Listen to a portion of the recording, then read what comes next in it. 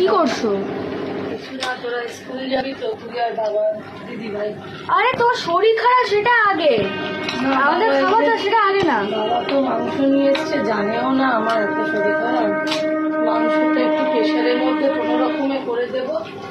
আর এই আমার জন্য কাঁচকলা সেদ্ধ করলো, একটু খাবো এখন কাঁচকলা সেদ্ধ। আর একটুখানি ভাত বসিয়ে দিলাম। হ্যাঁ, কে করবে বল না, তো কেউ নেই। একটুখানি মাংসের ঝোলটা হালকা করে কুকারের মধ্যে দেখা, একটুখানি সব করে হয়ে যাবে। একটু নর্মাল করে। শরীরটা খারাপ, তুমি একটু রেস্ট নেবে। না, রেস্ট নিলে মা কি করে হবে বল? রেস্ট নিলে তো হবে না, বলো মায়েরা।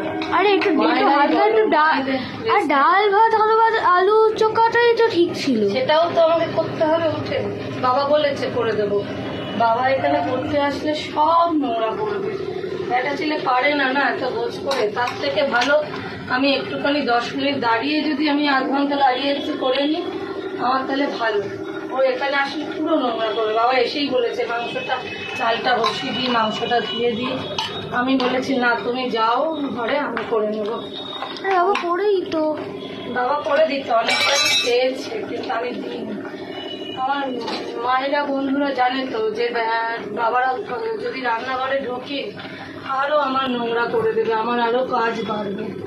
এই কাঁচকলাটা সেদ্ধ হয়েছে, এখন টিফিনে এটাকেই খাবো, ভালো মতো খাবো। তাহলে কি জ্বরটাও এই টাইমে আসছে, একটা করে শুয়ে পড়বো।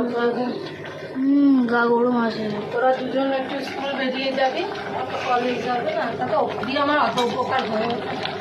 তোরা থাকলে আমার যত উপকার হয়। বলে বলে এত কাজ আমি কাউকে দিয়েই করাতে পারি না।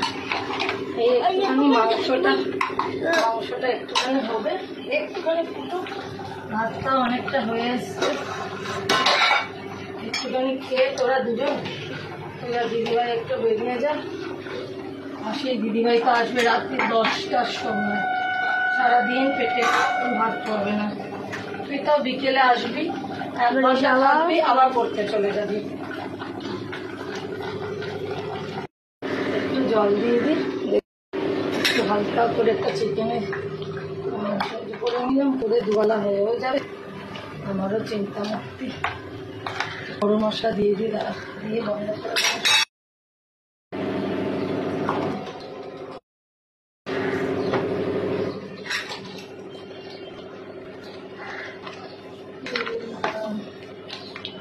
আমার